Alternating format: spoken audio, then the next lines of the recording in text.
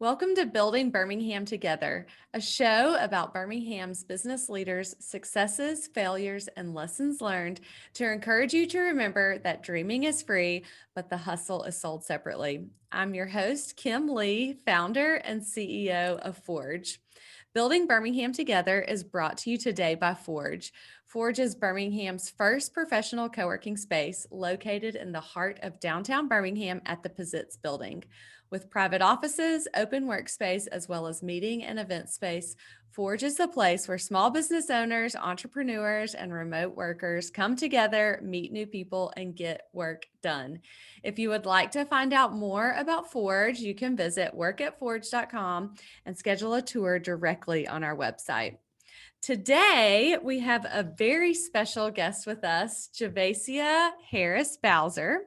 Javacia is a freelance journalist, blogger, and entrepreneur based right here in Birmingham, Alabama. She is the founder of C. Jane Wright. C. Jane Wright is an award-winning membership organization and website for women who write and blog. And the heartbeat for C. Jane Wright is that every woman has a story worth sharing. And through C. Jane Wright, Javacia strives to help women make an impact and an income with their words.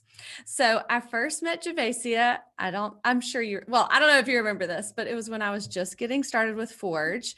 We had not opened yet, and we didn't even have an idea for where we were going to be.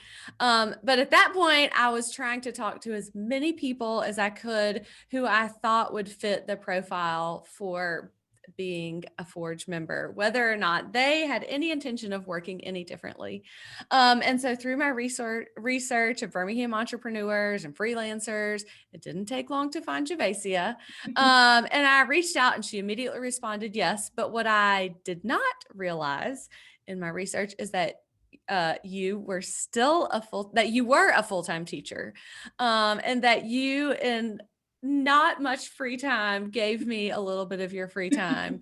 And that day I was so blown away with your passion, all that you were doing, and was even more appreciative of that time that you gave me. And really that meeting has really helped inspired me, no matter what's going on, to really carve out as much time as I can to help people, because you were so busy and were so great and met me at Urban Standard right after school.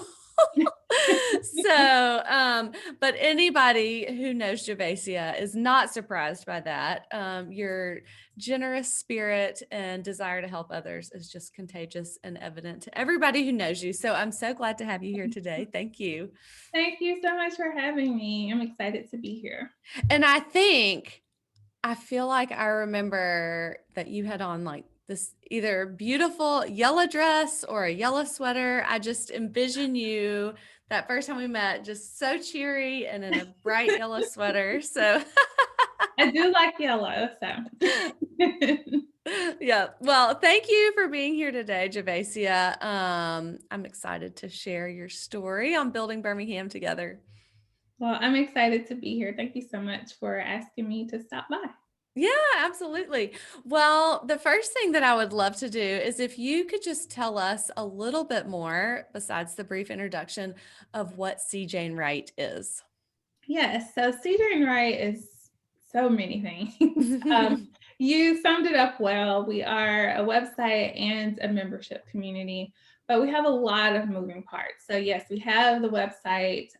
There's a blog where I share tips and stories that are meant to inspire you to write and share your story. We have a paid membership program called the C. Jane Wright Collective. But then we also have a free Facebook group called the C. Jane Wright Network. And in addition to that, I also do coaching and consulting. So a lot of moving parts there with C. Jane Wright. Yes. And so the group has been here at Forge several times, and it's amazing just to see the women come together and how encouraging and inspiring it is to connect with other women who are doing the same thing that you're doing, and the confidence that it gives them. Exactly. That's why I started it, because honestly, I started it for selfish reasons. because I was looking for a women's writing group and I couldn't find the kind of group I was looking for. So I just decided to create one. Yeah. So, let's talk about that, because most people who know your story know that you started out, well, that you most recently were a teacher before you started CJ and Wright, and while you were doing CJ and Wright. So how did you go from a teacher and transition into this thriving? Tell us a little bit more about that story of that transition time, that transition that you made from being a teacher to this online community. Yeah, so it's a long story that I will try to make short.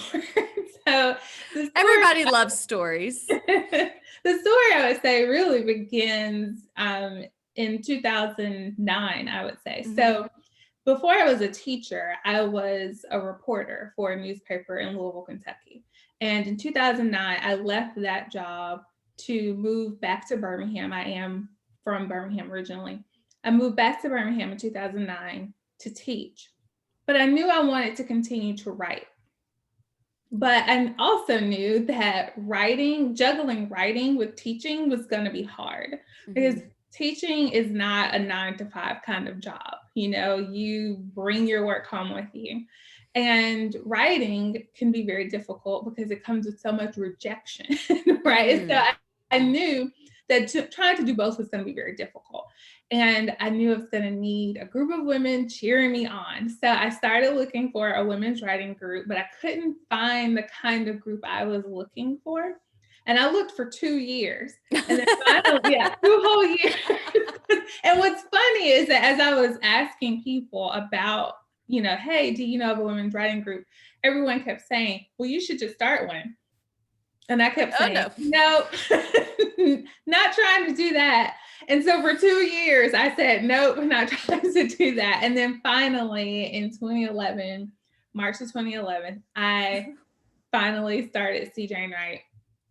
And so CJ and Wright was really supposed to just be me hanging out with other women writers. That's it. But I was hosting these events. So I was hosting different workshops on different topics and social events, and word was getting out. And so lots of people started to find out about CJ and Wright, people outside of Birmingham, then people outside of Alabama. And also, in addition to that, people started coming to me for one-on-one help. So people would ask me to meet with them to help them start a blog or plan out a book they wanted to write, or all sorts of things. And I was doing all of this for free. And all of those events, I was paying for out of pocket and not charging admission. Because again, this was just something I was doing for fun. Yeah. But my very frugal husband said, this is becoming a very expensive hobby. And he was right. But I didn't know what to do about that. I just thought there's no way I could ever make money off of this. So I don't know what you expect me to do. Then one day I was at a networking event with a woman who was familiar with CJ and Wright. And she just pulled me over to the side and she said, this stuff that you're doing, it's actually called coaching and consulting. People get paid lots of money for it. And I was like, what? They do? And then she suggested that I, start a membership program. It's like, what is this thing? So from that conversation, I decided to actually turn CJ and Wright into a business. And and meanwhile, I was also freelancing, doing freelance writing. And because of CJ and Wright, my name was getting out to more and more editors. So my freelance writing career was booming. CJ and Wright is getting all this attention, and I finally figured out how to actually make money from it. But I'm still teaching. So that's when I met you. Right. You met me in the midst of all that. So I was doing a lot and basically not sleeping. Yeah. So because people would always ask me, how do you get it all done? I don't sleep. That's because what time would you get up? So I would get up at 4 a.m. And honestly, that isn't even the bad part, because I've always been an early riser. When I was in high school, I got up at 4 a.m. Like I've always been an early riser. I'm a morning person. I do my best work early in the morning. So I don't think getting up at 4 a.m. was the issue. The issue was I wasn't going to bed early. Yeah. If you get up at 4 a.m., that's fine as long as you go to bed early. But I wasn't doing that. So that was. Oh my. So at what point did you realize, because I know you love teaching, I know you loved your students and the relationships that you had with them and how you were able to help them really develop and grow. So at what point did you realize, okay, this is not going to work. I love both. What am I going to do? Honestly, I started thinking about that in 2017. Mm-hmm. So, and I didn't quit till 2019. So 2 years seems to be my sweet spot of trying to figure out things, right? It took me 2 years to decide to start CJ, right? It took me 2 years to choose, right? So, around 2017, I started to think, whoa, I need to pick. Mm-hmm. And I really struggled with it because, as you said, I love teaching. I love being in the classroom. I love my students. I love my coworkers. I loved it so much, but I also really love CJ Wright. And obviously I really love writing and never wanted to stop doing that either. But doing all three was just taking a toll. And so finally, I said this in a blog post and in a conversation with someone. I couldn't choose between CJ Wright and teaching, so I had to choose myself. And so what I mean by that is I had to figure out, what was going to nurture my soul the most.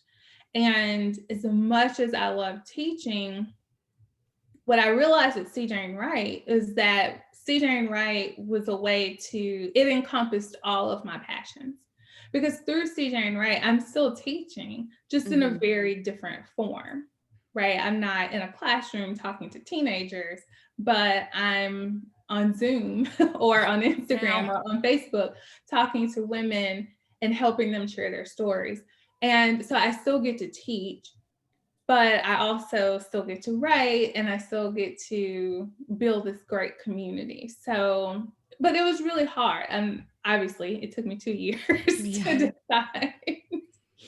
But yeah, that's why I finally decided, because it was just taking a toll.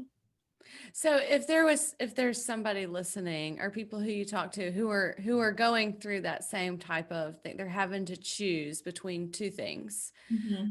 What kind of advice would you give them in that situation? Well, I would say first ask yourself, is of the two paths that you're trying to choose between, is there one path that will actually allow you is there one path that encompasses both passions? Just like I realized that CJ Wright encompassed both my passion for writing and my passion for teaching. So first, see if that's the case. If that's not the case, then pick one, and the other, it could be a hobby. Yeah. I think we live in a society now where we don't allow ourselves to just do stuff for fun. Everything has to turn into a money-making venture. And we don't have to do that. You can have interest and not make money off of them. So, look at the two. And if your passion for those two things really is equal, then pick the one that's going to make you the most money to be your career. And then the other can be something that you just do for fun. Or I guess the better answer would be pick the one that's going to have the most impact on the world, or the one that makes the most money. Up to you. Yeah. But like I said, the other can be just something that you continue to do, but not necessarily make money off of it. And I'm talking to myself as much as I'm talking to y'all about that, because I'm very bad about that too. Every time I start getting into something, I start thinking, oh, how can I make money off this? which is crazy because I was never like that before, right? Because CJ and Wright went on for years and I never made a cent off of it. But now again, I feel like society has kind of shifted. Yeah. We're in this mindset now that you've got to make money off of everything that you do. Yeah, I know. I had never thought about that before until you said that, but it's true. And I think part of it maybe is just because we have access to see into so many people's lives. And it's like, oh, Right. like I love gardening, and there's these people who are making so much money off of their flowers. Like maybe I should do that. You know? Right, exactly. It's like, no, just enjoy it for Right, what it just enjoy your is. Yeah. garden. Yeah. Yeah. If my husband's listening to this, he's like, what? You're going to do what it's like, you're not doing anything else. Yeah, my husband is always the one who's there to check me when I'm like, oh, maybe I could turn this into a business. He's like, maybe not. Maybe we don't do that. You've already got one. Let's do that one really well. Oh, me. Well, so what was it like after you made the transition from, I think it's so interesting when people go from one career to another career, or really from a lot of the people I get to talk to go from being employed to then being the owner of their business. But you were employed by a school, which I feel like is even different from being employed in a business where, the school, I just feel like it's really different. So what was the transition going like from being employed at a school to being on your own, not part of a team, to see and talk and get support from them anymore? Yeah, and honestly, that was probably the hardest part of it. Not because I loved my coworkers. I know Mm-hmm. for a lot of people, when they strike out on their own, they're glad that they don't have coworkers anymore because some people don't like their colleagues. That is not the case for me. I adored my coworkers. And so it was very, very difficult not having them around anymore. I mean, and I still talk to them, but not having them Yeah. there to hang out with in the teacher's lounge and all that, I really, really miss them. So that was probably the hardest part, honestly. But CJ and Wright is a community in and of itself. So I just, try to really give it to that community and dig into that community and build it.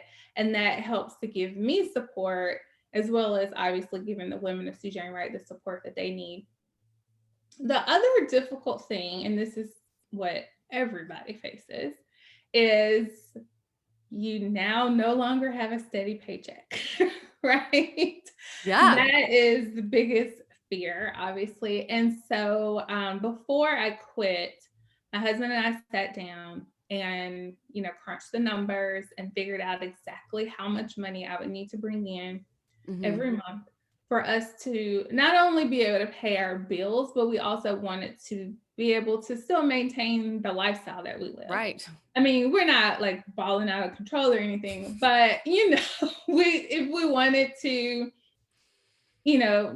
go out to eat, we wanted to be able to do that without worrying about, oh, well, we can go out to eat, but then this Alabama power bill isn't going to get paid, right? So we figured out how much money I would need to make every month. Mm-hmm. And about 3 months after I quit, I started to freak out all of a sudden. I was just like, I'm not going to be able to do this. But I was wrong. I have met or exceeded that amount every single month. And here's the greatest part of that story. Last year in 2020, I not only met or exceeded that amount every single month, but for the year 2020, I made more money in 2020 than I have in a previous year ever. Oh, yeah. Teaching and writing. Yeah.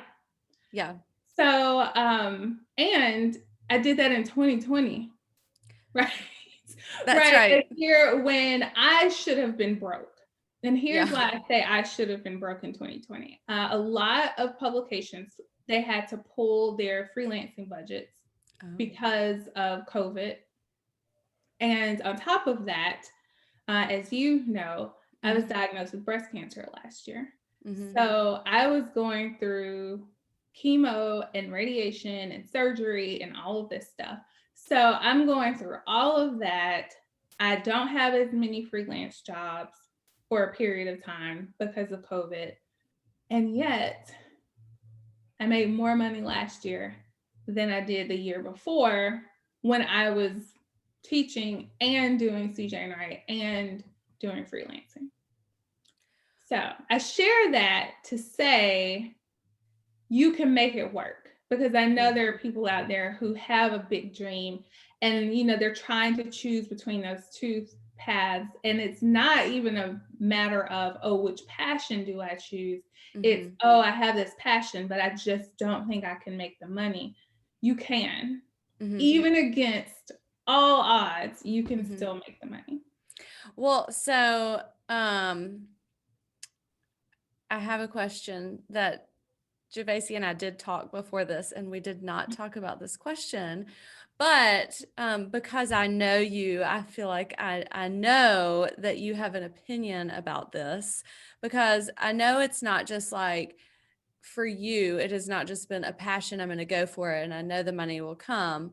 Like, I know that you are very diligent about the work that you do and really plan and, don't wait for things to happen. So if somebody is in that position, how would you encourage them? Like, just go for it? Or, how do you encourage people to methodically like plan out success?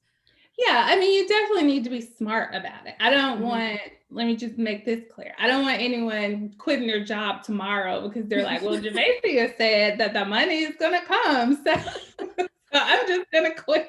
That's right. Don't do that. You definitely need to have a plan. I mean, I will say this, I am a woman of faith. And so I believe that prayer had a whole lot to do with my success last year. But so for me, it's prayer and planning. Yeah. But I'll talk about the planning part because I'm not a preacher. So so as far as the plans that I made before I quit, one of the things that I recommend that people do is to have, particularly for freelance writers, for other folks, I mean, I don't know, I can't speak to that. But if you are a freelance writer or freelance creative, I always recommend that you have a 3-month buffer before you quit, because typically with freelance writing, it takes a while for you to actually get paid for the stuff that you do. So have a 3-month buffer. So have 3 months of income saved up. If you can have more than that, that's even better. But at least 3 months. But on top of that, so you can't just have that. You got to have that buffer, but you also need to have some jobs lined up already. So before I quit, I had meetings with the editors that I had already been occasionally writing for while I was still teaching. I had meetings with them and I just flat out told them, I said, hey, I'm thinking about doing this full time, but I need to know, how many stories a month do you think would be available for me to do? And so from those conversations, I then was able to, crunch the numbers again to make sure I had enough opportunities lined up so that I could make the money that I needed to make each month. And then so I'll be completely transparent. I did not have 3 months of income saved up. But what I did have was 3 months of teaching salary. So because teachers are summer, right, because of summer, like we still get paid over the summer, because basically what happens is your yearly salary is divided up into 12. It's divided up over 12 months, right? So you can still get paid over the summer. So even though my last day of work was May 24th, I still got paid for 3 more months. Right. So that was my cushion, basically. And so during those 3 months, I'm doing all the stories I can do so that then once the teacher money went away, I have all of these freelance checks rolling in. Coming in. Yeah. Well, and I asked that because, I mean, the the practical examples that you gave are for freelancing and writing, but that really translates to anything. I mean, anybody who's going to just that type of planning and thinking ahead and setting yourself up in the best way possible to succeed. Yeah. Like, it's going to be specific to your industry, but it's the same type of scenario, and just, follow your passion, Right. but let's be realistic and prepare yourself. Yeah. And I will say for 2020, in addition to a whole lot of prayer, I think one of the other things that helped me make enough money, Mhm. make more than I needed, honestly, in 2020 was having multiple revenue streams. So Mm. I there was not one single publication that I put like all my eggs in that one basket. Because if I had done that and then that publication pulled their freelance budget, then I'm broke, right? Yeah. So it's really important to diversify your revenue streams as well. hmm Okay, I want to go back to a topic that you talked about that I did not want to miss. Because how we got into this was talking about your cancer diagnosis, and your work this year, I know, looked so different than your schedule and how you worked previously. So are there any lessons that you have learned through going through cancer and working? And also, if you follow Javacia, you will know this, but if not, at the beginning of 2020, Javacia set out to walk every day of the year. And even through cancer, chemo, surgery, everything, you still walked every single I day, which did. was so amazing. Amazing. And I just lost that just made me lose track, because I still am so blown away with that. So back to any lessons that you've learned that you'll carry forward with you, how you work, how you do things, from going through cancer. Yeah, the biggest lesson I learned from cancer that applies to my work would be that I can actually rest. Mm. So I am a workaholic, like just completely through and through. A lot of the work that I do isn't even because like, oh, I'm trying to prove myself to this person or that person. No, I just love working. Right. I just love working. Yeah. But which can be great on one Mhm. hand because it means I get Well, stuff we done. were created to work, so that's Right. good. I get stuff done. But on the Mhm. other hand, I don't rest, or I didn't rest. Not as much as I needed to. Self-care was something that I just did not prioritize at all. And but cancer will sit you down. Right. So last year I slept more than I probably ever have in my adult life, probably more in my life period. I probably slept more last year than I did when I was a baby. I don't know. But because chemo just takes it out of you. Mm. And there are some days where I slept 12 hours, which, I mean, my poor husband, he would just come into the room and just be like, okay, just making sure you're still breathing. So yeah, sometimes I slept for 12 hours. But, I rested that much, and yet I still got everything done, and I still made enough money to pay my bills. And so it just taught me that it's okay to rest, and that I can prioritize self-care and still get things done. And now that I'm through cancer treatment and I'm still trying to hold on to that, what I'm noticing is that, we've heard that phrase, you can't pour from an empty cup. Mhm. And we say that flippantly, but it's so true. And what I'm realizing is that when I do rest and I do prioritize self-care, that it actually makes it easier for me to do the things that need to get done, because Mhm. I'm well rested and I have energy and I'm in a great mood. And so that was the biggest takeaway for me. And I know that's not, some groundbreaking revelation, But for me, it was life-changing because it's not something that I had ever done in my adult life. Yeah. Yeah. Well, so let me ask you this. What is next for CJ and Wright? So CJ Wright will turn 10 this month. I don't know That's when he's turning, amazing. but on March 24th. Double digits. Yes, on March 24th, Jane will be 10 years old. So I'm really excited about that. And as I mentioned, I don't know if I mentioned this, but I will be reopening the CJ Wright Collective, which is our membership program. I'll be reopening enrollment for that this month.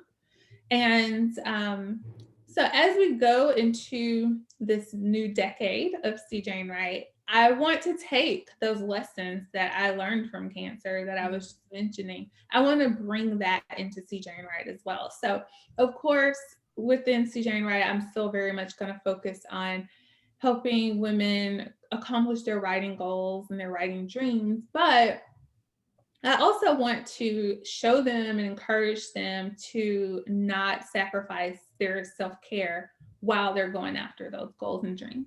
And I want to show them that the self-care actually can support the goals and dreams. So I want to lead by example and really just make that sort of a core part of the CJ Wright mission.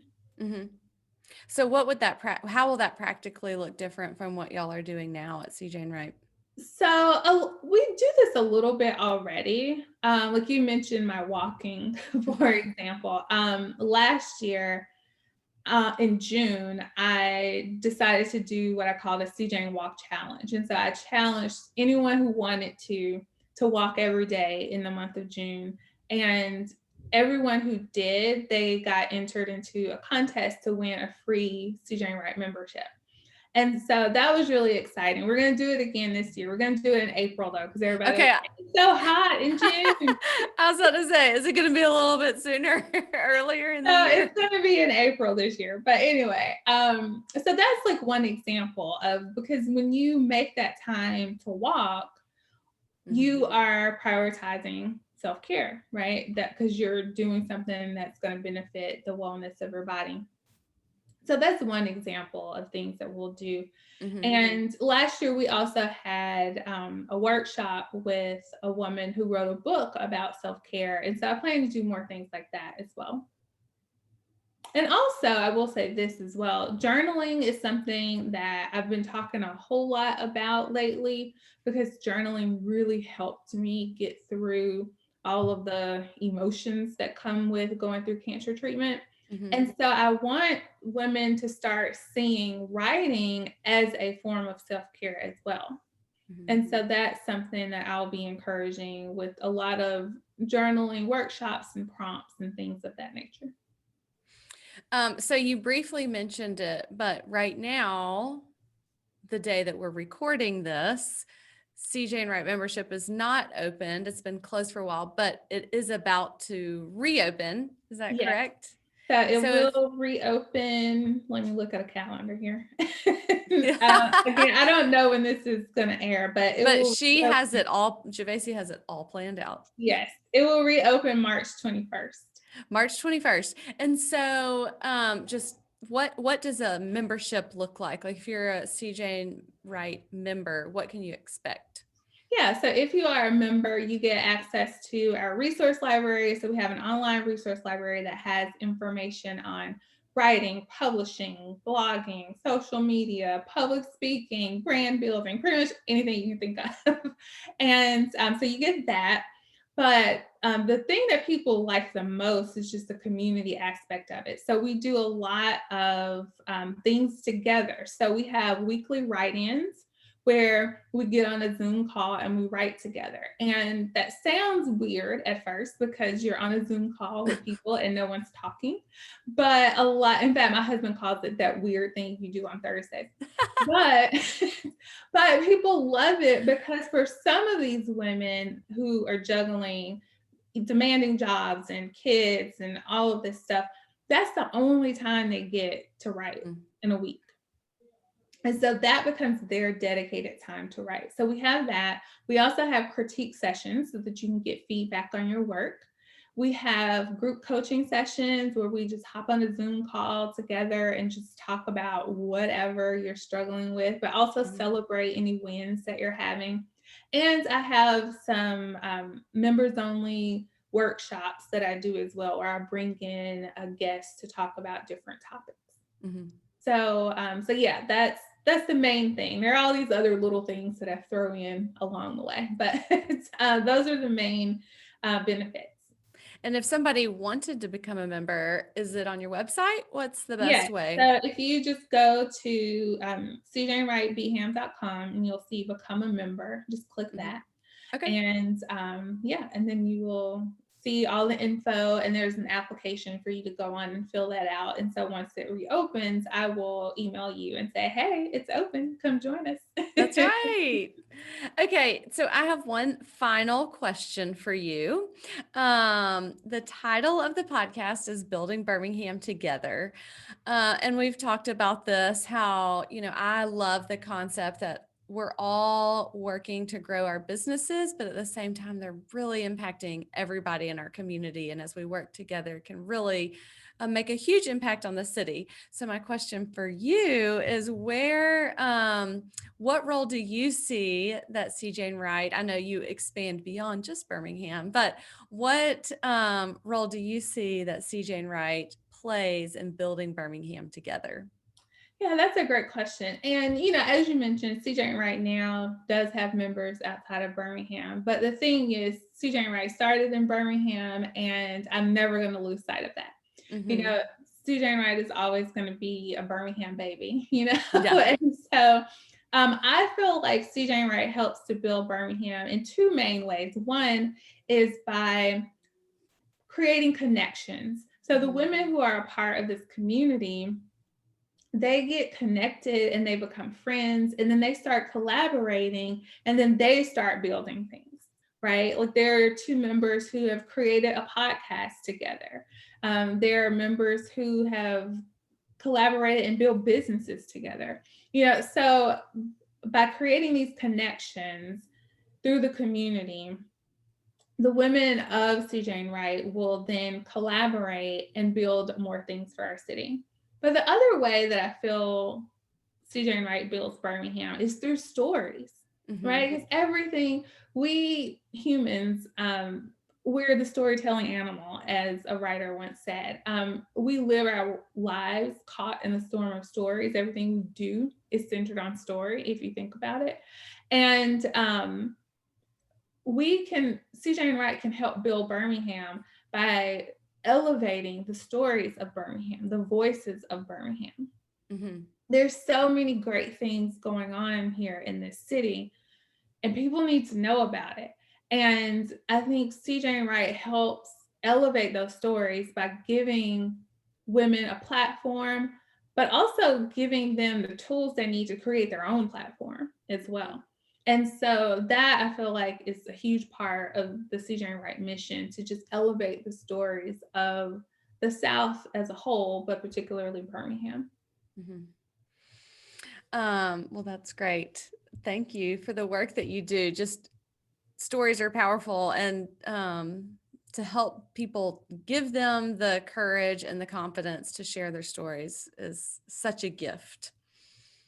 Well, yeah. Okay. So I do have a few quick rapid fire questions that I did not warn you about. I don't think. Maybe I did. I don't know. No, you did not warn me. Oh, well, you're a teacher in English, so the first one should be easy, maybe, for you. But are there any books that are like your favorite go-to favorite books? So for writing specifically, I would say Writing Down the Bones by Natalie Goldberg. I love that book. I talk about it all the time. I quote from it all the time. So for writing, that would be my favorite book. Also, and Writing Down the Bones is fairly old, but there's another book that's somewhat recent, More Than Enough by Elaine Welteroth. I love that book. She was a journalist. She was editor of Teen Vogue and really changed the face of Teen Vogue when she was editor. She's on the CBS show The Talk now, which I watch every day now because she's on it. Never watched the show before, but I watch it every single day now. That's awesome. So her memoir, More Than Enough, I really, really love. So, so yeah, those, particularly for writers, if you're just looking for a book with good stories, some two recent books that I would definitely recommend. The Secret Lives of Church Ladies. Oh, I can't shut up about that book because it's so fantastic. And Milk, Blood, Heat is the last book that I read, and it's okay. a collection of short stories too, and it's fantastic. Oh, okay. But yeah, All I right. could go on and on with this question because Yeah, I knew that one would not be hard for you. Oh, I'm gonna read The Secret Life of Church Ladies. That sounds good. It's so good. Okay, what about, do you have any podcasts that you love to listen to, or? Yeah, so Rachel Luna, I don't know how many people who listen to this podcast will be familiar with her, but she is she's a coach, like a life coach, Uh-huh. and I'm a part of her coaching program, but she has a podcast called Permission to Offend. Oh, And I love it. I listen to it all the time. So that would probably be my favorite. oh, I'm gonna add that to my list. Yeah. Okay, and third one. So I know that you haven't been out as much in the last year, Perfect. but when everything is, you're good, everything is back to normal and you're healthy, and what's your favorite restaurant in Birmingham that you are looking forward to eating at? Well, I don't have an answer for that because my favorite restaurant closed in this No. pandemic. Oh no, which Yeah. one? Babalu. Oh, I knew you were gonna say that. I couldn't believe it. It was so sad. I love Babalu so much. Yeah. So yeah. So I don't have an answer. Well, we'll have to have you back, and you'll have to tell us. You've been out on the town, and these are your favorites. So I mean, I have tons of other restaurants that I went to, but that was my go-to. Like, whenever there was a celebration, that's where I would go. It was so good. Yeah. Well, thank you for joining us today. Thank you for the work that you're doing, how encouraging and uplifting you are to women and to other business leaders, women who are just out there really working hard. And you are always such a bright light and encourager. So thank you so much. Thank you so much for having me.